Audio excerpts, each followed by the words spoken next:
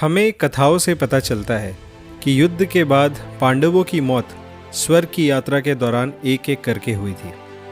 लेकिन इन्हीं कथाओं से ये भी पता चलता है कि अर्जुन की मृत्यु एक बार नहीं बल्कि 2 बार हुई थी। अर्जुन के 3 पुत्र थे। द्रौपदी से जन्मे अर्जुन के पुत्र का नाम था श्रुतकर्मा।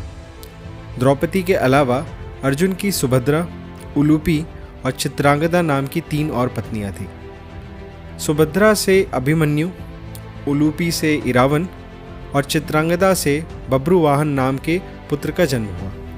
एक दिन महर्षि वेदव्यास और श्री कृष्ण के कहने पर पांडवों ने अश्वमेध यज्ञ करने का विचार किया। ये यज्ञ एक ऐसा यज्ञ होता है जिसमें एक घोड़ा छोड़ा जाता है। एक वीर पुरुष या रक्षक को उसके पीछे छोड़ा जाता है। जहाँ जहाँ वो घोड़ा जाता है वहाँ के राजा को उस रक्षक से युद्ध करना पड़ता है और यज्ञ के लिए कर देना पड़ता है। पांडवों ने शुभ मुहूर्त देखकर यज्ञ का शुभारंभ किया और अर्जुन को रक्षक बनाकर घोड़े के साथ भेजा। कई देशों के राजाओं ने यज्ञ के घोड़े को रोका, जिसके बाद विभिन्न राजाओं के साथ अर्जुन का युद्ध हुआ, जिसमें अर्जुन ने सभी राजाओं को हरा दिया। इसके बाद ये यज्ञ का घोड़ा घूमते घूमते मणिपुर जा पहुंचा। मणिपुर की राजकुमारी चित्रांगदा अर्जुन की ही पत्नी थी और उनका पुत्र बब्रुवाहन उस राज्य का राजा था। जब बब्रुवाहन ने सुना कि मेरे पिता आए हैं, तब वो नगर वासियों के साथ बहुत सा धन लेकर बड़ी खुशी से उनके दर्शन के लिए नगर सीमा पर जा पहुंचा। बब्रुवाहन को इस तरह देखकर अर्जुन को बड़ी निराशा हुई। वो बोले, ऐसा लगता है तू क्षत्रिय धर्म से बहिष्कृत हो गया है। मैं महाराज युधिष्ठिर के यज्ञ के घोड़े की रक्षा करता हुआ तेरे राज्य के अंदर आया हूँ, फिर भी तू मुझसे युद्ध नहीं कर रहा। क्या तू क्षत्रिय धर्म भूल गया है? उस समय अर्जुन की पत्नी नाग कन्या उलूपी भी इन बातों को सुन रही थी। उलूपी ने बब्रुवाहन को युद्ध के लिए उकसाया। उन्होंने बब्रुवाहन से कहा, तुम्हारे पिता कुरुकुल के श्रेष्ठ वीर हैं, इसलिए उनके साथ तुम्हें अवश्य युद्ध करना चाहिए। ऐसा करने पर वो बहुत ही प्रसन्न होंगे। अपने पिता और सौतेली माता उलूपी के कहने पर बब्रुवाहन युद्ध के लिए हाँ कर देते हैं। इसके बाद शुरू होता है एक भीषण युद्ध। अर्जुन अपने पुत्र का पराक्रम देखकर काफ़ी खुश हुए, लेकिन बब्रुवाहन युद्ध के दौरान ये भूल जाते हैं कि वो अपने पिता से ही लड़ रहे हैं और अचानक बब्रुवाहन का एक तीर जाकर अर्जुन को लग जाता है, जिसके कारण वो धरती पर गिर जाते हैं और उनकी मृत्यु हो जाती है। दूसरी ओर बब्रुवाहन भी काफ़ी घायल हो गए थे और वो भी बेहोश हो जाते हैं। कुछ समय बाद होश आने पे बब्रुवाहन ने अपने पिता को मरा हुआ पाया, जिस पे उसे बहुत दुख होता है।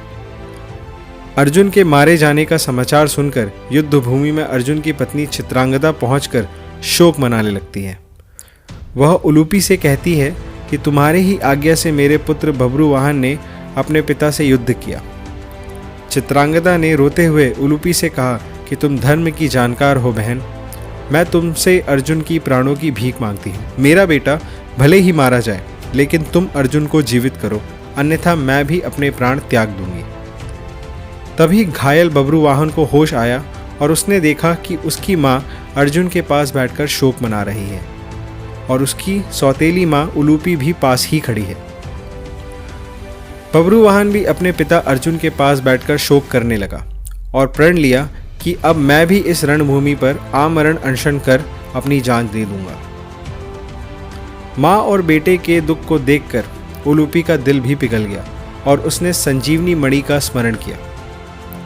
नागों के जीवन की शक्ति मणि उसके स्मरण करते ही वहां आ गई।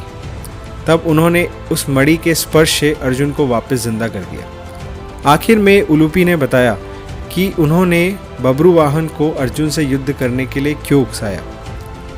उलूपी ने बताया कि छल से भीष्म का युद्ध करने के कारण वशु आपको श्राप देना चाहते थे। जब ये बात मुझे पता चली तो मैंने ये बात अपने पिता को बताई और उन्होंने वशुओं के पास जाकर ऐसा ना करने की प्रार्थना की। काफ़ी प्रार्थना के बाद उन्होंने कहा कि हम अर्जुन को श्राप तो नहीं देंगे, लेकिन इस छल के बदले अर्जुन को मृत्युदंड जरूर मिलेगा। पिताजी ने उन्हें आश्वासन दिया कि समय आने पर मेरी बेटी ही अर्जुन की मौत का कारण बनेगी। यही कारण था कि आपको इस श्राप से बचाने के लिए मुझे ये षड्यंत्र रचना पड़ा।